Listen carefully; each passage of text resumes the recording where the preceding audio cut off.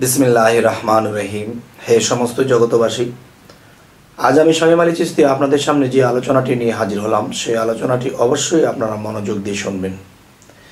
সেই আলোচনাটি হলো, দেখুন, এই পৃথিবীতে একই মা একই বাবা, তাহলে একই মা একই বাবা যদি হয়ে থাকে, তাহলে একটা মায়ের গর্ভে সন্তান জন্ম নিচ্ছে, দেখা যায় ছেলে হোক মেয়ে হোক, কিংবা দেখা যায়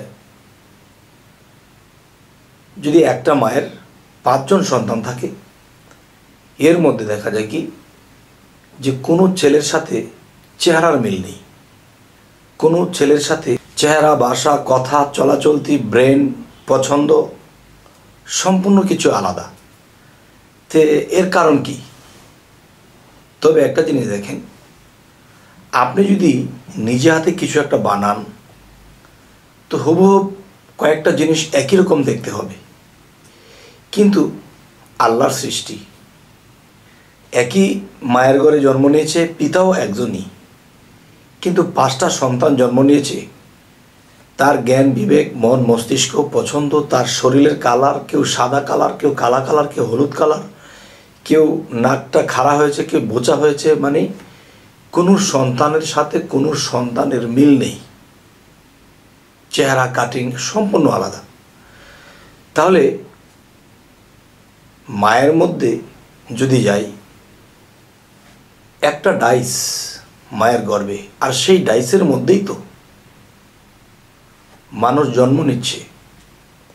তাহলে অন্য একটা মায়ের ঘরে জন্ম নিয়েছে, তখন দেখা গেছে সেই মায়ের কিছু আকৃতি বা বাবার কিছু আকৃতি, কিন্তু এটা খুবই কম। দেখা যায় বেশিরভাগই সম্পূর্ণ আলাদা। এটা হচ্ছে তার পিতার কোনো মিল নেই, এটা হচ্ছে তার ভাই, কোনো মিল নেই। এর কারণটি কি?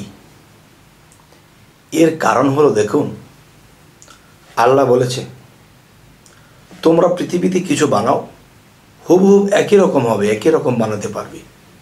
কিন্তু আমি কি করেছি, যে মায়ের গর্ভে যে ডাইসের মধ্যে যে সন্তানটা জন্ম নেবে, যে কোনো ডাইস বা কোনো মায়ের গর্ভের মধ্যে যে ডাইস আমি রেখেছি, সেই ডাইসটির সাথে কারো ডাইসের সাথে মিল রাখিনি, সম্পূর্ণ আলাদা।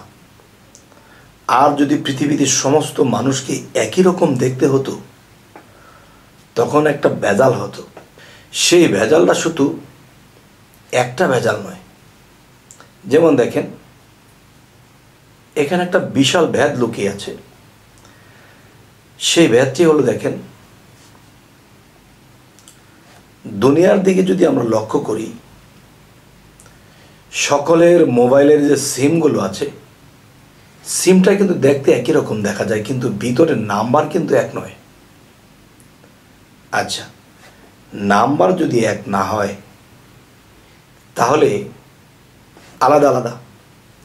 তাহলে আপনি একটা স্বপ্ন দেখেছেন, সেই ব্যক্তিটি স্বপ্ন দেখে নাই। আপনি একটি স্বপ্নে একটা আভাস পেয়েছেন, এটা অন্য কেউ পায়নি, আপনিই পেয়েছেন। তাহলে আপনার রূপ, স্রোত, জ্ঞান, বিবেক, বুদ্ধি যা কিছু আছে সম্পূর্ণ আলাদা। যে আপনার কাছে ফোন দিয়েছি, আপনার নাম্বারে আপনার কাছে যাবে, অন্য কেউ পাবে না। ঠিক আমি বলতে চাই, এই পৃথিবীতে যদি মানুষকে আল্লাহ একই রকম দেখতে বানাইতো, তখন কি হইতো? যে আল্লাহ কিন্তু বলতেছে কোরআনে, যে নিজেকে পবিত্র করলো সে সফল কাম। তো যে নিজেকে পবিত্র করলো সে সফল কাম, এটা কেমন করে সফল কাম? এটা এমন করেই, আল্লাহ যদি দেখে কেউ নিজেকে পবিত্র করেছে, তখন আল্লাহ কিন্তু মহাপবিত্র, তখন সেই মহাপবিত্র সেই পবিত্র মানুষটির মধ্যে আসে। সেই মানুষটির মধ্যে যখন আল্লাহ আসে, তখন কি হয়? তখন তার মধ্যে যখন আল্লাহ আসে, তখন তার রূপস্রোতে মিশে একাকার ধারণ করেন। যেমন একটা পুতুলের মধ্যে যদি পানি ভরা হয়, সেই পানিটা যদি ফ্রিজে রেখে দেওয়া হয়, যখন বরফ হয়, তখন উপরের পুতুলের খোসাটা সরিয়ে ফেললে তখন কিন্তু পুতুলের একটা আকৃতি ধারণ করবে। আর সেটার মধ্যে কি ছিল? পানি ছিল। তাহলে নীর আকার, নীরের আরেকটা ভাষা হলো পানি।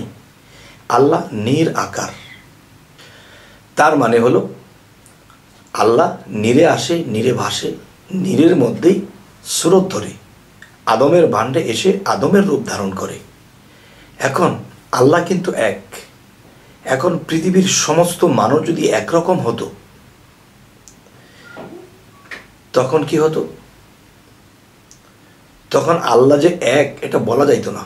আল্লাহ এক বলতে পারতো না, কারণ লক্ষ কোটি অলিয়া আউলিয়াদের মধ্যে আল্লাহ মিশে গেছে। তখন লক্ষ কোটির মধ্যে থেকে আল্লাহ এক। আর যদি সব মানুষকে একরকম দেখা যাইতো তাহলে কোটি কোটি আল্লাহ হয়ে যেত। আর এখন কি হলো? যে লক্ষ কোটি রূপ ধরে তিনি রইলেন নিরাকার। তাই একটি কথা বলা হয়েছে, কি স্রোত বানাইলে খোদা রূপ মিশাই আপনার, এই স্রোত দুজকে যাবে যে বলে সে গুণাগার। এই আদম দেহেতে খোদা দম থাকিতে নাহি জুদা, কেবা আদম কেবা খোদা কে করিবে কার বিচার। এবার লক্ষ কোটি আকার ধরে সাজিলে তুই নিরাকার। এত রূপ যে ধরতে পারে তোমরা কি বলো গো তারে, হয় কি না হয় বেহুদ রূপে এই আকারটি আপনার। আচ্ছা, তো এখন যে কথাটি বলতে চাচ্ছি, এই পৃথিবীর সমস্ত মানুষকে আলাদা রূপ, স্রোত, আলাদা জ্ঞান, চরিত্র সমস্ত কিছু দেওয়া হয়েছে। তাহলে প্রত্যেকের মধ্যে দেখা যায় যদি 1 লক্ষ মানুষ নিজেকে পবিত্র করেছে, 1 লক্ষ মানুষের মধ্যে আল্লাহ বিলীন হয়ে আছে, কিন্তু 1 লক্ষ রূপে। আর এই 1 লক্ষ রূপের মধ্যে তিনি একজন। কারণ সকল রূপ যদি একরকম হতো তাহলে 1 লক্ষ আল্লাহ হয়ে যেত। ভিন্ন স্রোতের মধ্যে যখন আল্লাহ মিশে যায় তখন আল্লাহ বলতেছে এর মধ্যে আমি এক, এর মধ্যে আমি এক, এর মধ্যে আমি এক, এর মধ্যে আমি এক। আর সবাই মিলে যদি এক স্রোত হতো তাহলে এটা এক আল্লাহ, এটা এক আল্লাহ, এটা এক আল্লাহ, একই রকম দেখতে। তখন কি হবে? তখন আল্লাহর এক থাকবে না। তাই বলবো কি, যে লক্ষ কোটি আকার ধরে সাজিলে তিনি নিরাকার। আর সেই নীর পানির আকার। পানির আকার কি? যেই ভাণ্ডে যায় সেই ভাণ্ডের আকার ধারণ করে। যাই হোক, হে সমস্ত জগতবাসী, তো এই পৃথিবীতে আমরা এসেছি কেন এসেছি? আল্লাহ কিন্তু বারবার একটি কথা বলেছে, বিশ্বাস বা ঈমান এবং ধৈর্যশীল হও। এই যে কথাগুলো বলেছে, আর আমি ধৈর্যশীলের মধ্যে আছি। আবার বলেছে যে নিজেকে পবিত্র করলো সে সফল কাম। সে সফল কাম কেন? তার মধ্যে আল্লাহ বিলীন হয়। কারণ আল্লাহ মহাপবিত্র, সেই ক্ষুদ্র পবিত্র মধ্যে আল্লাহ বিলীন হয়। তার মুখে কথা বলে আল্লাহ একদিন চলে যায়। তবে হে সমস্ত জগতবাসী, আজকে আমাদের এই আলোচনাটি করার প্রয়োজন কেন হলো? আল্লাহ কিন্তু আমাদেরকে অনেকভাবে বুঝিয়েছে, এটা কিন্তু আমরা বোঝার চেষ্টা করিনি। তো আমি যতটুকু চেষ্টা রাখবো বোঝানোর জন্য, যে দেখেন, মানুষ ছাড়া আল্লাহর রূপ স্রোত কখনোই পাবেন না। তাই বলা হয়েছে খালাকাল ইনসানি আদম ওয়ালি সুরাতিহি। আদমের স্রোতে আল্লাহ এই বিশ্বব্যাপী পালনকর্তা, সৃষ্টিকর্তা, এবং দেখা যায় যে বিভিন্ন আল্লাহ নাম ধরেছে এই আদম রূপেই। এই আদম রূপের বাহিরে যদি কেউ আল্লাহকে খোঁজে কখনোই পাবে না। পৃথিবীতে যেমন 18,000 মাখলুকাতের কথা বলা হয়, এই 18,000 মাখলুকাতের মধ্যে মানুষ কেন শ্রেষ্ঠ হয়েছে? এই জন্যই হয়েছে খালাকাল ইনসানি আদম ওয়ালি সুরাতিহি। যে আল্লাহ বলতেছে এই আদম স্রোত কার? আমার। আর এই আদম স্রোতের মধ্যে যারা দুষ্ট প্রকৃতির, যারা নিজেকে পবিত্র করতে পারেনি এবং যারা সফল কাম হতে পারেনি, আমি তাদের মধ্যে মিশতে পারবো না।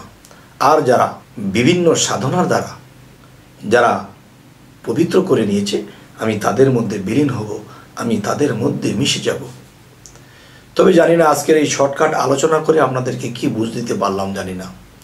তবে আজকের এই আলোচনা আপনাদের কেমন লাগলো এবং সামনে কী ধরনের আলোচনা চাইছেন অবশ্যই জানাবেন, এবং আমাদের চ্যানেলটি যারা নতুন আছেন অবশ্যই সাবস্ক্রাইব করে নেবেন, পরবর্তীতে যেন ভালো আলোচনা এনে দিতে পারি। তো সকলে ভালো থাকবেন।